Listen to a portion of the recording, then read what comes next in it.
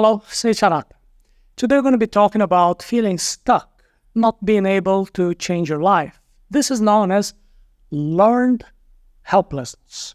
Learned helplessness. But the good news is that you can break free from it. Imagine someone named Pedro who feels trapped in a cycle of negative thinking. Pedro often thinks, why should I even try? It's not going to work. He feels stuck. Does that sound familiar? Well, the good news is that this feeling can be overcome.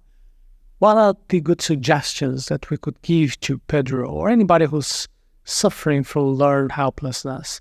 The first thing, examine your thoughts. A dangerous way of thinking is telling yourself that you just can't do anything to change the situation. But by questioning thoughts, using Socratic questioning, it is possible to start reframing this way of viewing the world. Next, remember the skills and intelligence, they can be improved. They can be developed over time. Do you feel that you're stuck with your current skills? You have to remember this. With work, we can develop talents, we can develop our intelligence. It is also key to see challenges as external factors rather than proof that you're not good enough. Think of digging a hole. If you only have a small spoon, it is hard. But if you have a big shovel, it's easy. Maybe you need better tools or a different, better way to do your things. Take small actions as well. There is a skill that you have to train, which is being able to force yourself to do something even when you don't feel like it. Try scheduling pleasant activities like walking. And then go for your walk, even during the moments where you are not motivated. And then you're going to follow through. You will see that action precedes the motivation. First you do, then you have the motivation, not the opposite. Over time, this behavioral activation will lift your mood. So if you relate to the example of Pedro feeling trapped with learned helplessness, continue listening here. Let's learn 6 ways for you to regain control when you think that you cannot change your circumstances. Number 1 is to find the culprits for your learned helplessness. You have to identify the automatic thoughts that are trapping you. I'm going to be sharing a story that might sound familiar with some of you. Pedro is actually a real person that I know. Of course, I changed the name to preserve the privacy. Pedro is a 20-year-old. He's a son of a very good friend of mine. He's what we call a neither nor. Neither works nor studies. When I asked him why, he said, well, the college costs were too high, didn't promise a good job. Then I said, okay, why don't you find a work in that case? And then he said that the jobs in his region, they pay too little, it's not worth it. This is a classic example of learned helplessness. He's trapped by his own thoughts. He's thinking, well, why am I even going to try? It's not going to work. So now let's relate this back to you. You might be often thinking stuff such as, it's not worth bothering to try. These thoughts are traps. They're keeping you from doing things. The first thing to do is to realize you're having these thoughts. Then you can ask yourself, what is making me think like this?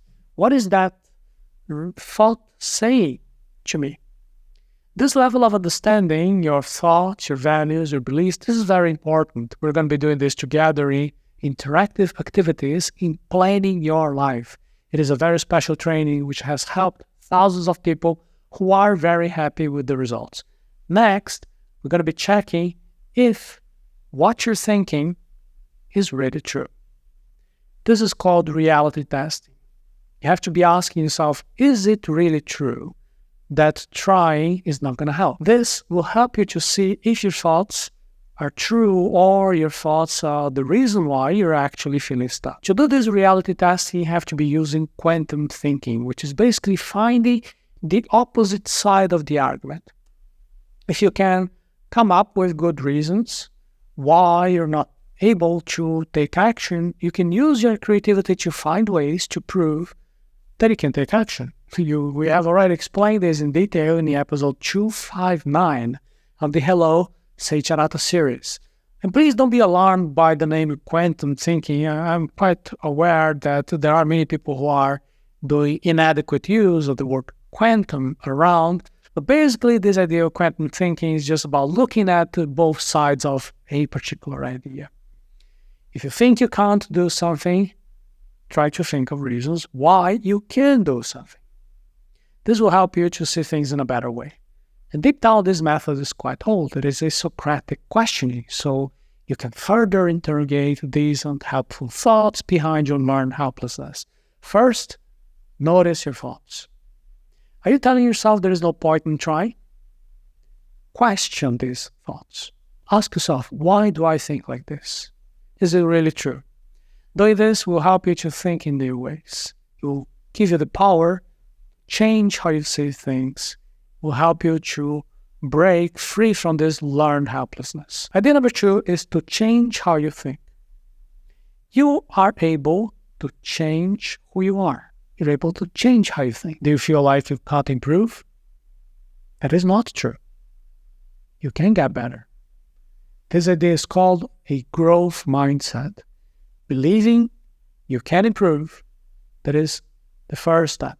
I already covered this theory in detail in episode number 21 of the Arata Academy summary series, which is basically that you have to be understanding you can improve your skills. You can acquire new skills. But this will only happen if you believe in growth, if you believe in development over time. To escape learned helplessness, you need to view your talent as something that you can change, you can modify. It is malleable, it is flexible, it's not fixed. So it is wrong to say, I'm not good at this or that. In better, healthier ways to say, at this moment, I do not yet have trained the skills to do this or that. However, I can learn how to do it. Do you understand? So next time you think, I'm bad at this, change that thought, saying, I'm still learning. This will help you feel better and will keep you going. Another concept that you need to discover to realize is the idea of attribution retraining. Attribution retraining comes from Bernard Weimer. It helps you to see that not everything is your fault. As always, I'll be listing all the links, the scientific papers, sources here on the screen. But our discussion is not academic at all. The work we do here in Arata Academy is practical so that you can have real benefits in your life. That is why we're not just discussing the theory, I'm sharing with you the examples to make it easy for you to understand and then change how you behave so you can have better results. So, for example, to illustrate this idea of attribution retraining, you can imagine that you did poorly on a test. Now, the question is why? Is there anything wrong with your brain? Are you incapable of learning? No, maybe you just didn't have enough time to study. It does not mean that you are incapable of learning. So, if you had extra hours to study, you could perfectly do well on the test, right? This is very important to understand because then you can stop blaming yourself for everything. But wait, if you saw our previous episode on the idea of the locus of control, now you might be thinking, well, wait a second, is this okay? Can I really say I didn't do well on the exam because I didn't have enough time to study? Wouldn't this be a little bit like placing an excuse externally? Well, the problem was that I didn't have time. There's like an external locus of control. Well, locus of control is different from attribution retraining. However, they can work well together. Developing your internal locus of control will help you to focus on the things you can change. For example, if you didn't do well on your exam because you didn't study enough hours, there is something that you can fix. You can manage your time better. You can prioritize your study. You can say no to the other activities. So both ideas, locus of control and attribution retraining, both can help you to find a balance. You don't blame yourself for everything, but you also can recognize that you have some control. It's about finding the middle way. So with a growth mindset and these tips, you can stop feeling stuck. You start to see your skills and your problems in a new way. It is a way that actually helps you to make changes. Idea number 3, prove your new beliefs through small ways. Feeling powerless can be overwhelming, but you can start to turn things around with some small steps. These are called micro goals. They're easy tasks that you know you can do. Completing them will give you a sense of achievement. I'm going to give you a few examples very soon, but first of all, let's understand eustress and self-efficacy. Eustress is actually a good kind of stress. The word eu, EU, comes from Greek, meaning good, combined with the word stress, meaning that you can have good type of stress. It's the kind of stress that will get you pumped up, it will make you ready to take a challenge. Can you think about those butterflies that you have in your stomach before you go to the stage, or some exciting day before a big game? It is stress, right? But it's the good type of stress that will make you shine when it matters. So using this mentality of eustress, it means that stress is a flag, is a sign that you are about to do something meaningful, something that you care. It's going to help you to focus, to do even better. So the next time you're feeling a bit stressed, remember that stress is proving it's important, that you care, that will help you to motivate you to push yourself a little bit more. So let's talk about the other idea, self-efficacy. There is episode 260 of the Hello, Seiiti Arata series. Basically, self-efficacy is the belief that you can do things well. One way to build this belief is by keeping track of your progress. Did you set a micro goal? Did you achieve it? So write it down. Review your list often. It will show you that you're actually making progress. Even if it is small and slow, it's okay. These ideas work well together. Micro goals will give you small wins. Eustress mindset will give you a good positive stress that you can use to your advantage. And tracking your progress will build your belief in yourself that it will help you to feel less stuck, more in control. It will all make you feel like you're using, here, multiple tools that will help you to clear your steps ahead. If you put everything together in a coherent life plan, we're going to be doing that together when you visit the link, arata.se/planning your life. Here's an example. If you feel like you are unable to get anything done, maybe you can read some books. Then you're going to say, oh, no, I can't read books. Well, okay, reading an entire book in one sitting probably is not a very easy task. But can you read 10 pages? Probably yes. Even if you say, no, 10 pages, too much, can't do. Okay, can you read 1 page? Absolutely yes. So you're going to set a micro goal to read 1 page from that book every day. Use this light stress of finding time for reading as a motivation for you to enrich your mind, and then you keep a log tracking each time you hit your page target. This will prove you that you can consistently achieve a goal, can build your self-efficacy. So in summary, small wins through micro goals, any review of stress, tracking your progress, all of this can make a big difference. They help you to prove to yourself that you can improve. You can start to break free from feeling stuck, to actually taking control of your own life. And then number 4, get support. Make sure you implement the actions to escape learned helplessness. Changing your mindset is a big task. It's even harder when you try to do it alone.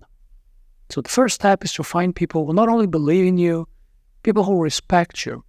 They should want the best for you, be willing to spend time working on this with you.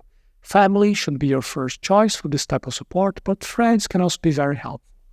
When should you be doing this? When should you bring somebody that you trust? If you listen attentively here, if you agree with the ideas that I'm sharing with you, however, you're feeling a little bit afraid that you're not going to put them into practice, that person can help you to make sure that you take action. They can help you to turn these tips into real changes in your life. But what if you've already tried everything? You're still feeling stuck. In rare cases, this could be a medical issue. There are some parts of the brain, like the ventromedial prefrontal cortex, the dorsal raphe nucleus, they might be involved, and these brain areas are linked to decision-making and mood. So there's something wrong there. They're not working right.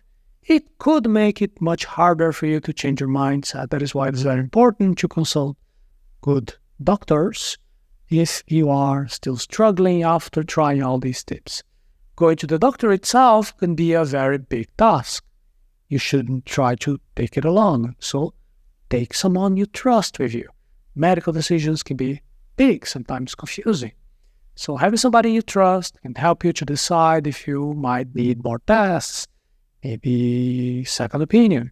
They will also help you to think about treatment options, medication, and other therapies. So to sum it up, don't try to change your mindset all by yourself if it's difficult. Get the right people to support you. They can help you to stay on track and make important decisions. And this is especially true if you try to, if you believe you need some medical help. With the right support, you're more likely to be succeeding in changing your mindset. Let's go now to idea number 5. Use behavioral activation. Behavioral activation to replace negative actions with positive ones. I promised you 6 ideas to fight your learned helplessness. So this is idea number 5. Behavioral activation. The term means doing things that lift your mood, especially when you're feeling down. Imagine that you're feeling sad, you lie on the couch. That's not going to really help you feel better. But what if you go to a swim class? It really pushes you. Your heart rate will go up when you're focused on swimming. It's going to be very difficult for you to be feeling sad. Your body, your mind, they're all busy in a good way. This is behavioral activation in action. So to get started, you have to make a list of simple and fun activities. A walk is a very good example. It is free. You can do it almost anywhere. It is good for your body, for your mind. Next, you have to set specific times for your walk. Use your phone as a reminder. Use the alarm when it rings. Even if at that particular moment you're not in the mood, put on your shoes and just go. It's good for your heart. It's good. Will lift your mood.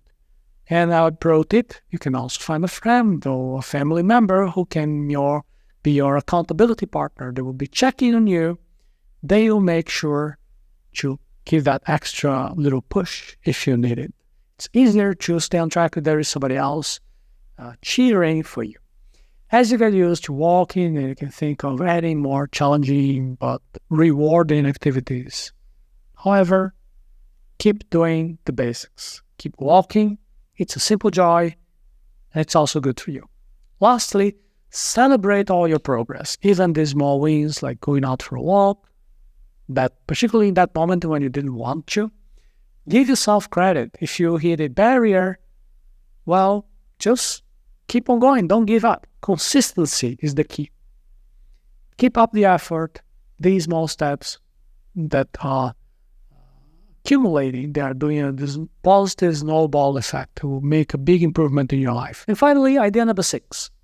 Make a plan to keep getting better. Let's now talk about making a life plan. This is like a map for how you want to improve yourself. And this is exactly what you're going to be discovering in planning your life when you visit the link arata.se/planning your life. A life plan is not just a list of things that you hope that will happen. It is a list of particular steps you're going to be taking each day, each week to make things better. First of all, you're going to write down your big goals. And then you're going to make these goals smaller. You're going to turn them into little tasks that you can do every day, every week. For example, if you want to be more fit, you could study about healthy nutrition for 10 minutes each day and then try to cook one good meal. Next, set reminders. You can use your phone, you can write it in a planner, and this will help you to remember to do these tasks each day. And this way you're making real changes, you're not just thinking about them. It is also very important to look at your plan very often, maybe every week, and spend some time thinking about what's working, what's not working so well for you. You can change your plans if you need to, because life changes. So your plan should also be able to change. The reason why you need a life plan is because it makes everything really clear. A list, very specific steps to take to make your life better. Gonna write down your big goals, gonna break them down into smaller tasks that you can do each day, each week. By having a life plan and following that plan, you're making sure that you keep getting better. You're in control of your own life. And remember, big changes start with small steps. So start taking these steps today. If you feel stuck and you feel like you can't do anything, remember that you can take back control. Start by finding thoughts that make you feel helpless, and then change these thoughts to other thoughts that help you grow, get better. Small wins will help you to believe in yourself more. Help from others will keep you going. Doing fun activities, rewarding things will help you move even when you're feeling stuck. And making a plan will help you getting better and better. Be kind to yourself. Keep talking to yourself in a kind way. Do small steps to move forward. And then you're going to be able to get control back in your life.